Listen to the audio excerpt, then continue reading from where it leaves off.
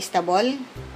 Ngayon po magluluto naman po ako ng bagoong kombinasyon po ng kare-kare natin.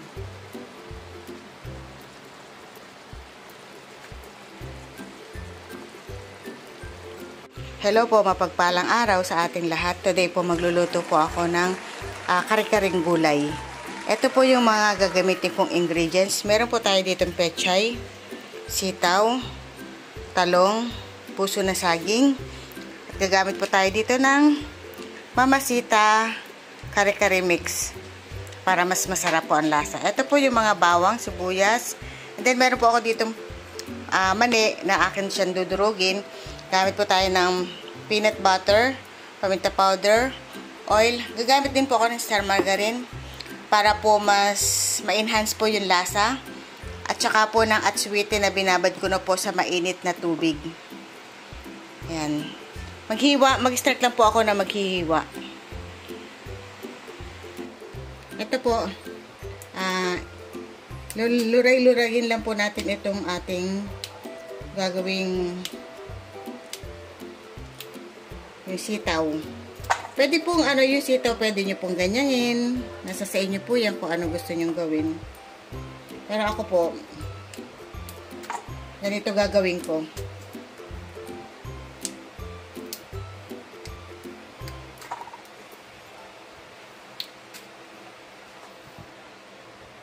Sunod po natin ang ating talong. Yung talong po, pahaba ang gagawin ko.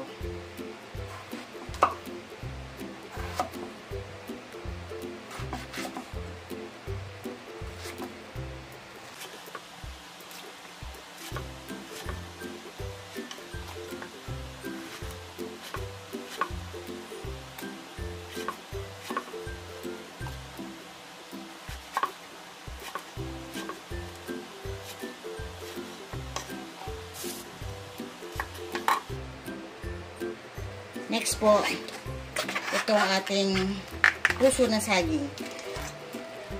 Babalatan lang po natin ito hanggang sa makuha natin yung pinakamura ng saging. Yung puso ng saging.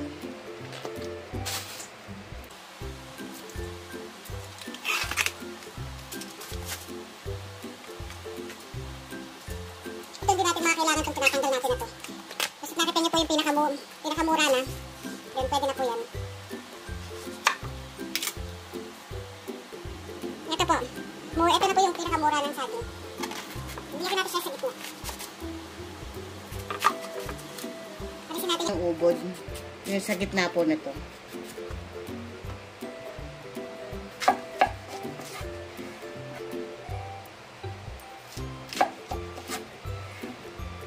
Tapos gumawa po ako ng tubig na may asin. Ito po. Kasi para hindi siya mangitim yung ating saging, puso ng saging.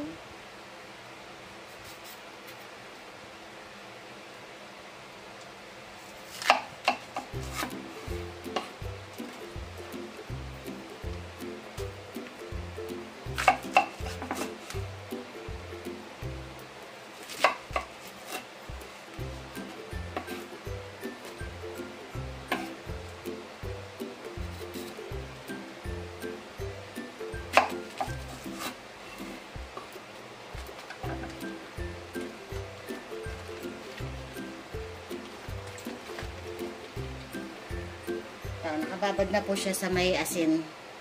Tubig na may asin. Ngayon, sunod po natin ang pechay. Yung pechay po, tanggalan nyo lang ng sungot. Ayan. Pwede na po yung mga ganito.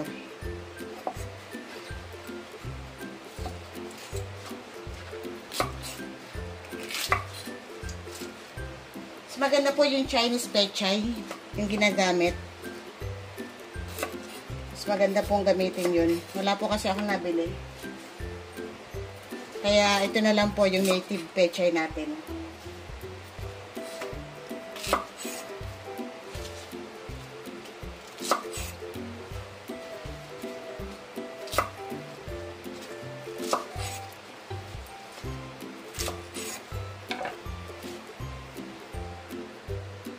Next naman po ang ating bawang. Isang buong bawang po ito. Yung ginamit natin. Mas masarap maraming bawang.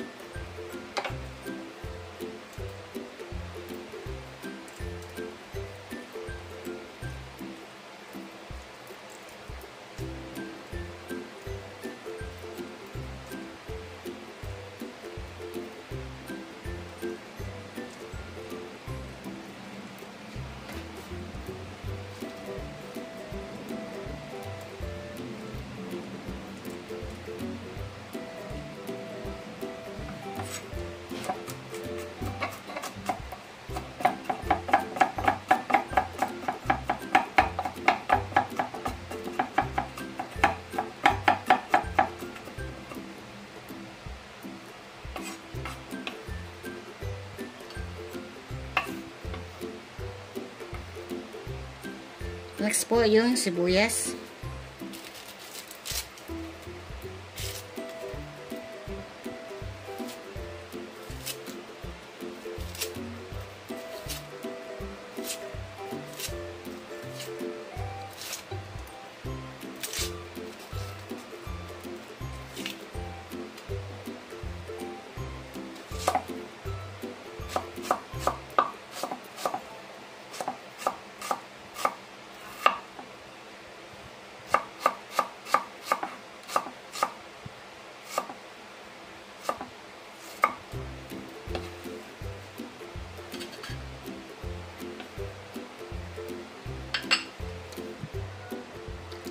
Ito po nilagay ko sa plastic.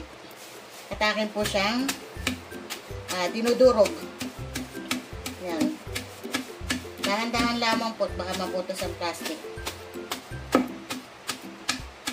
Pwede naman po ninyo i-blender o sa food processing. Pwede naman. Meron po akong food processing pero tinatamad na ako eh. Ito na lang. Mas madali.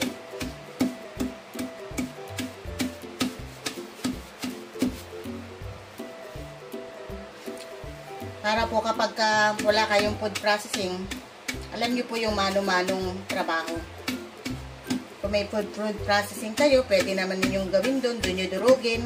Pero kung wala, pwede naman po ninyong ganituhin din. Basta mabigat lang yung inyong sangkalan. Tsaka hindi naman po gaanong durog na durog ang gagawin natin. Para may nakakain pa po kayong bite.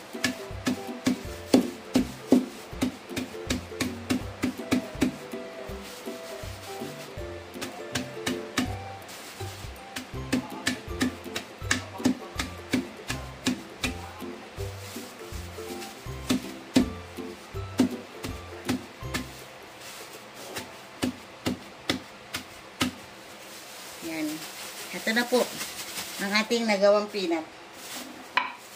Na dinurog na peanut. Yan. Ito na po yung ating mga nahiwa-hiwa na.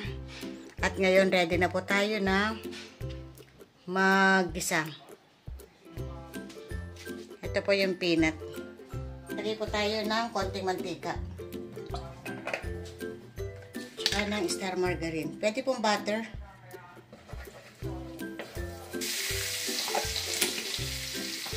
Kalimutan ko po na may patis tayong lalagay din. Tsaka cubes.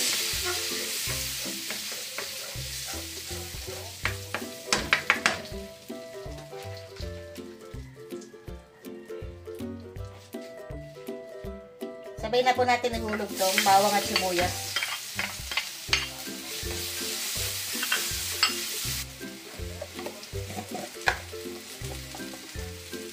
Paminta powder. Salt.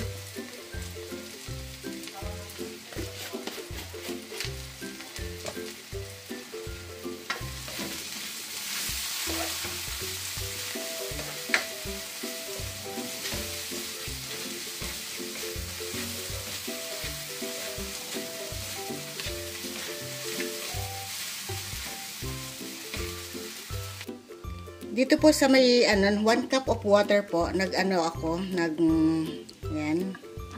Lagay po natin dyan. Tapos, dito ko po i-dissolve yung beef cubes. Kasi wala po tayong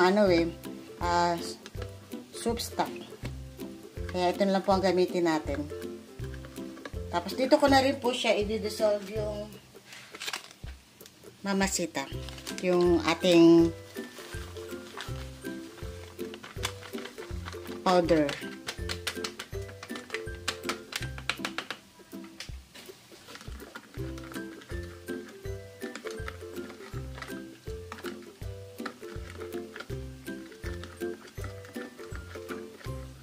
Yan, ito po.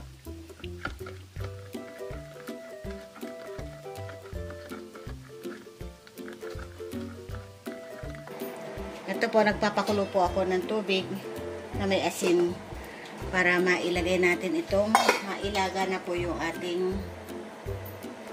pechay. Yan, medyo papakulo na po yan.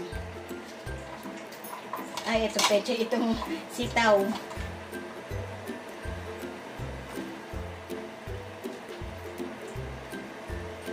Para pag hinalo natin sa ating ginisa, hindi na po siya malambot na po yung mga gulay natin. Ito po, okay na po to. Hanguin na natin.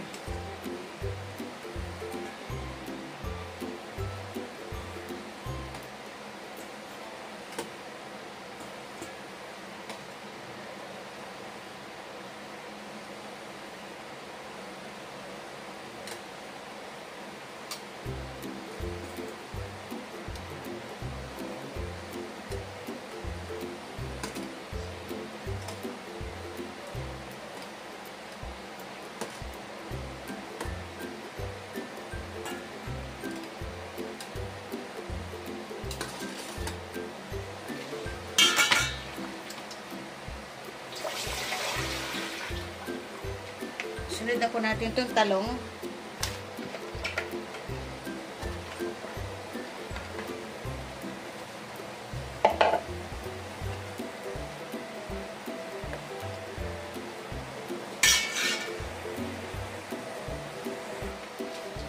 Kaya na po itong talong, hanguin na rin po natin.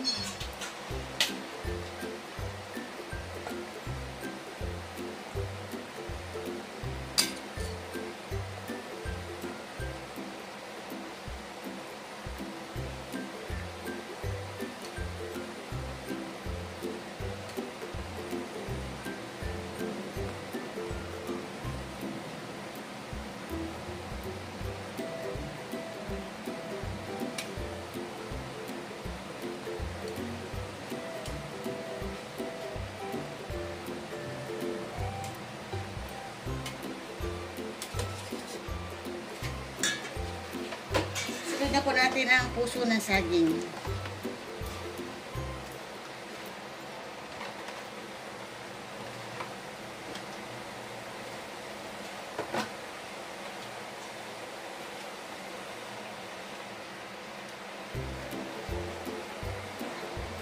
Ito nga pala po yung peanut. Pinagsama ko na yung kaninang peanut butter at saka yung at sweetie. Yan, pinagsama ko na po siya. Tapos, dinisolve ko na rin po. Para hulog na lang tayo ng hulog mamaya pag tayo ay naggisa na.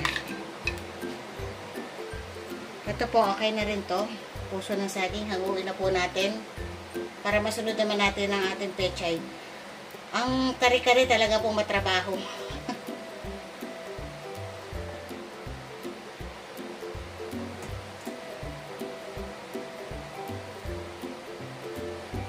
Pero masarap siya. Hindi na po ako naglagay dito ng pata, ng baboy. Kasi gusto ko po kare-kare, vegetable kare-kare po. Para mas nutrition, mas healthy. Lagyan na po natin ang pechay. Ito na po yung pinakahuli.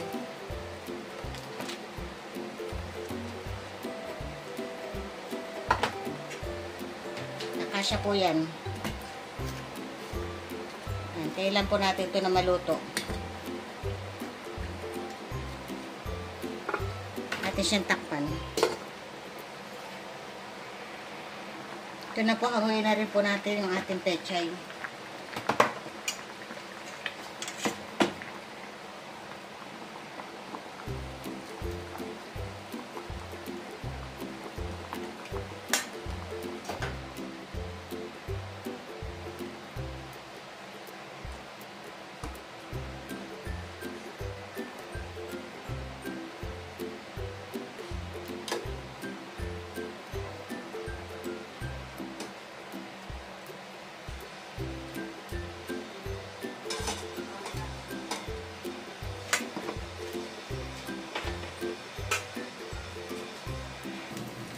Ito na po, naglagay ako ng konting taba. Taba po ng baboy. Ngayon, lagay na po natin itong ating, yung minix natin kanina na mamasita.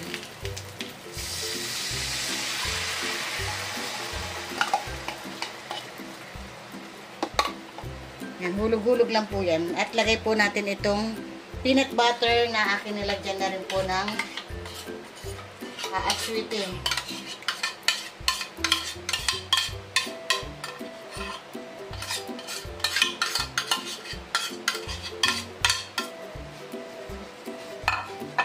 Yan, didissolve lang po natin na ganyan. Lagay ko na rin po yung mani. So, yung mani po na tinadtad ko kanina.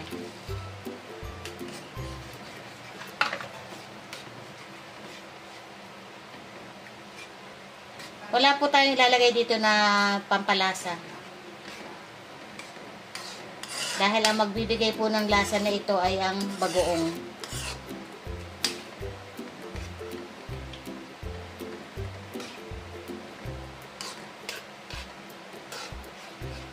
Hintayin lang po natin ito kumulo.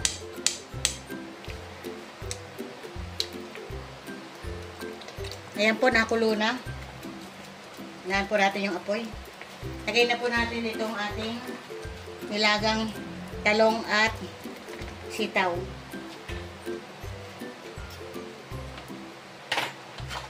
Pati rin po itong pechay at saka puso ng saging.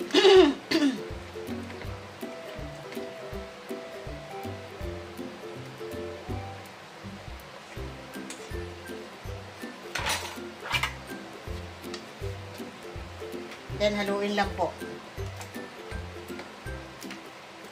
Para ma-mix na po doon yung lasa ng sauce.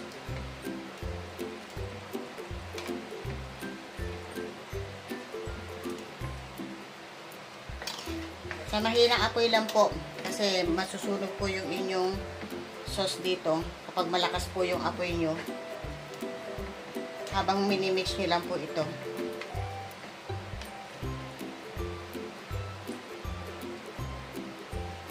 Pwede rin po na i-arrange lang ninyo.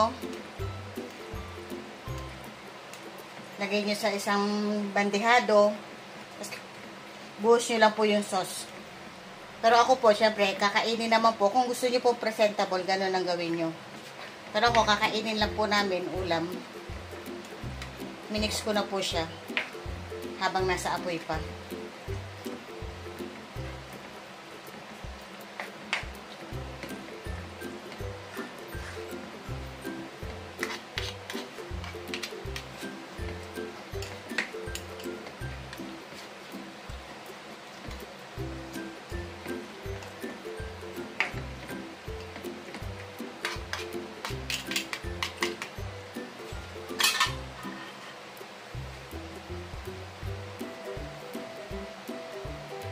Yan. Ito na po yung ating nagawang vegetable kare-kare or kare-kareng vegetable. Ngayon po, magluluto na po ako ng bagoong. Kombinasyon po ng kare-kare natin. Magigisa na po tayo ng bagoong. Simpleng gisa lang po ng bagoong. Bawang sibuyas.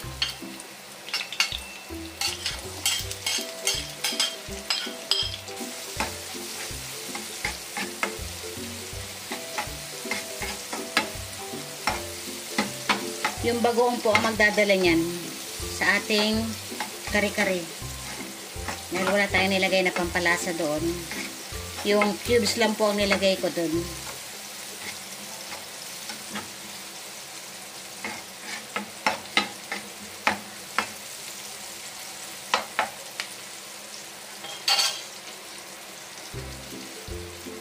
Lagay na po natin ang bagoong. Dinamihan ko na po para i-stock na rin sa bahay.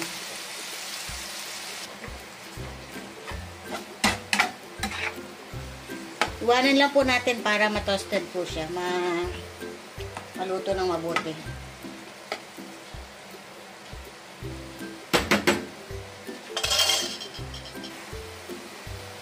Ito po, maglalagay po ako ng asukal. Dadamihan ko po yung asukal.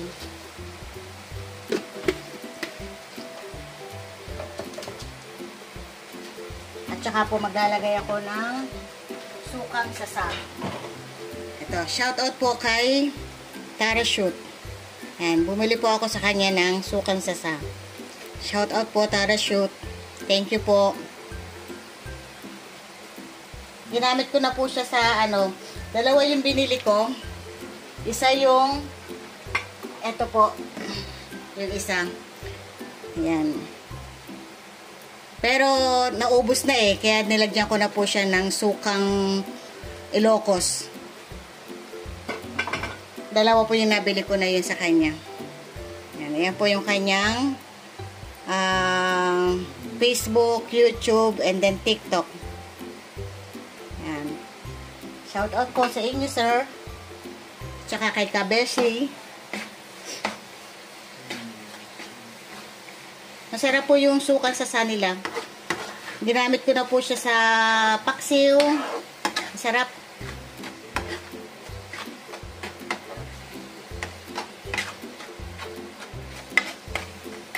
Kung kulang pa sa asukal, pwede po tayo magdagdag.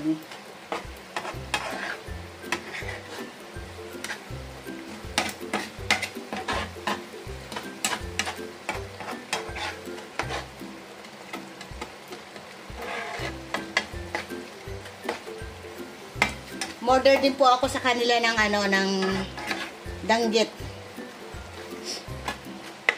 Masarap po yung danggit ng mga dry fish nila. Legit po yung niya, yung lasa. Tsaka po yung kanilang sukang sasa, kinukuha pa po nila yan sa Infanta, Quezon. Yan, pinapanood ko po kasi yung kanilang vlog. Kaya alam ko po kung saan nila kinukuha yung kung paano pinaprocess.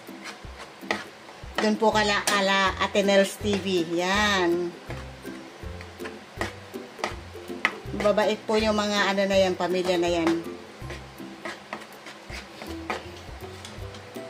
Tikman ko lang po kung okay na sa lasa sa akin.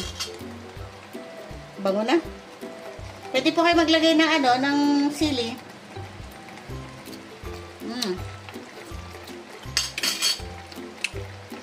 Dagdagan ko pa ng asukal.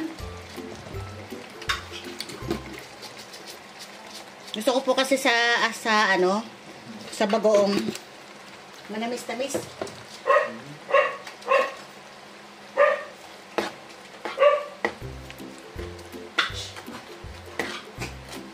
Yan.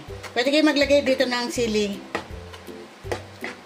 Pero ako, pag kakain na lang kami, doon na lang ako maglalagay ng sili. Sarap din po ito sa mga mangga, singkamas.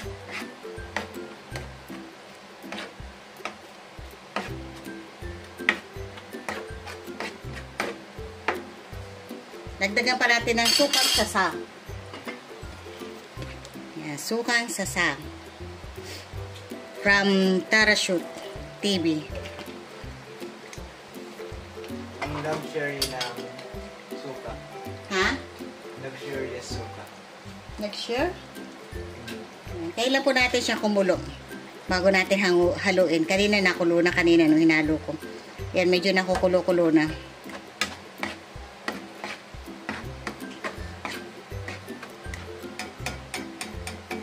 Masarap din po yung sukang Ilocos. Bumili po ako ng 1 galon. Yan, sarap din po yung sukang sasa. Mas masarap po yung mga ganoong suka kaysa sa mga nabibili lang sa tindahan o sa grocery. Kaya kung mapupunta kayo sa mga probinsya ng mga ganoon ang process ng suka nila, bili na kayo. Sa ano po, yung sukang sa sanitary shoot, meron po silang page sa Shopee. Yan, doon ko po in order.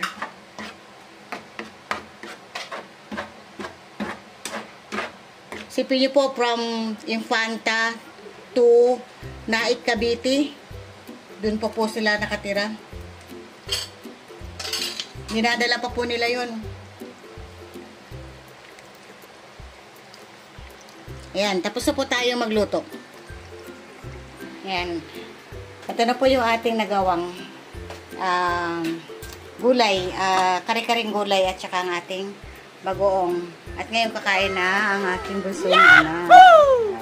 Hello po, at nagbabalik si CJ. Nakilala niyo po, CJ Mix. Actually, kumakain ako na nagutom, biglang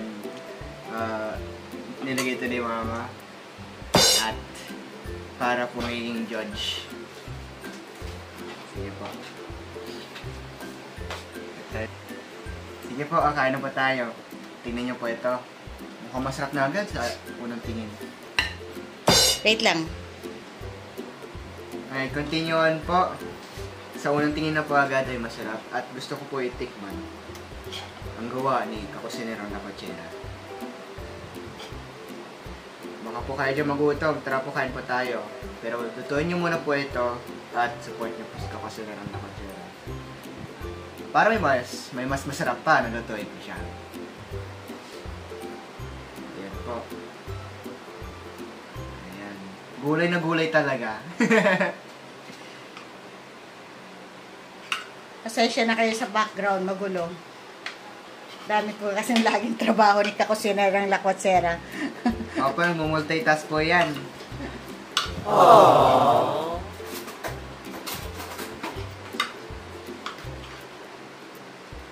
Ayan po. Hindi nyo po tingnan yung mukha ko, ha. Tingnan nyo po yung pagkain. Masarap, no? Kain na tayo po.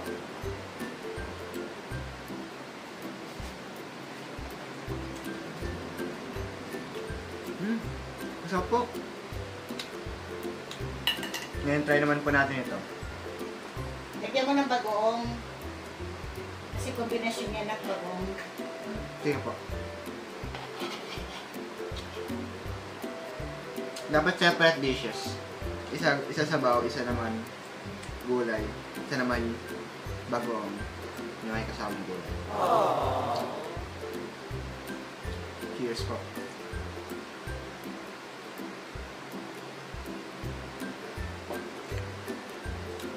Actually, mas prepare ko ba ito? Itong gulay. Dapat magkasama lahat. At saka, try naman po natin may bagoong na. Kaya alam niyo po yung kasabihan, hindi pwede mag-isa. Dapat may kasama. Ano sasabi niya? Ano daw? Bakit? Ano po yung ibig sabihin niya doon? Kaya po Ikaw lagi ka nag-iisa. Wala ka pang partner. Tinitukoy ko dito yung pagkain ko. Ayun. Yung pagkain. Ito, diba? Pag magkasama, masarap, diba? Marami mong alam eh. Ngayon, may bagoong na po, may gulay at may sabaw. Tignan mo natin.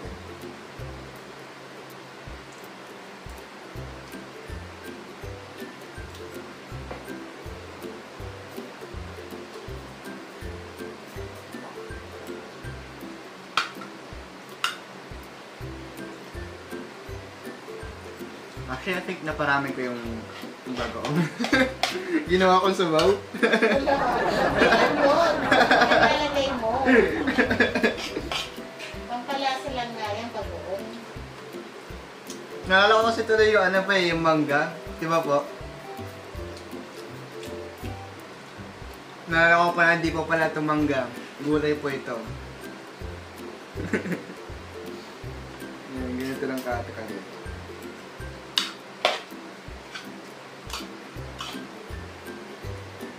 Try po natin ulit. Second attempt.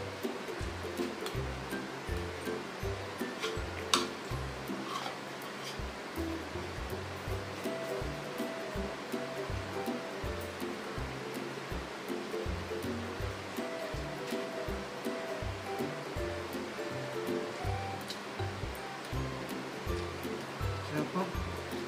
Wala po akong masabi. Weh. Last time yung nilagay ko po nito, marami, hindi ata perfect, pero yung tamang nilagay ko lang. Tapos, right amount of gulay. Tsaka yung sabaw naman po. So po siya. Maganda para sa mga kabataan na hindi mahilig sa gulay. Opo, kilala ko kayo dyan. Estudyante rin ako.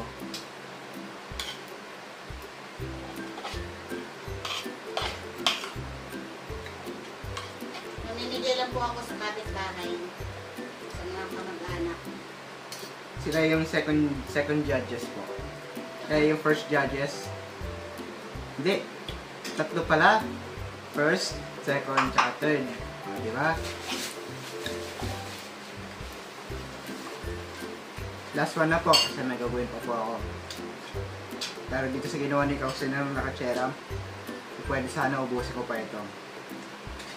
Kaya bibilisan ko na lang po. Last bite na lang.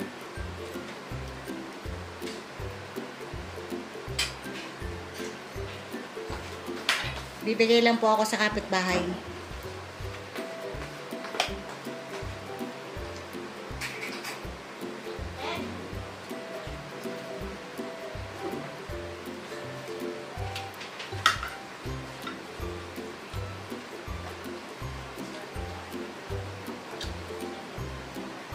Nambot po siya.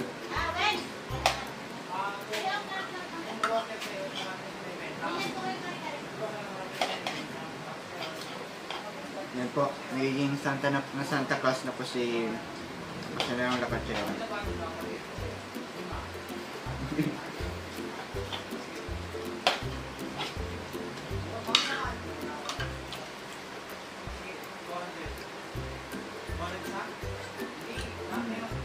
Siya po. Sayang lang po kasi nag-i-end na rin po dito. Pero po, salamat po sa pagpapalad po kayo kasi ng Lakachera. Huwag niyo rin po kalimutan mag-support po sa kanya and continue to be her supporter and continue watching as well. Thank you rin po sa pagpapanood and for the subscription as well. Thank you po for watching. Don't forget to like, share, and subscribe. Hit the notification bell for the latest upload from Considerang Lakachera. And she is still giving out her food. Anyways, thank you guys for watching. God bless you all and bye bye po.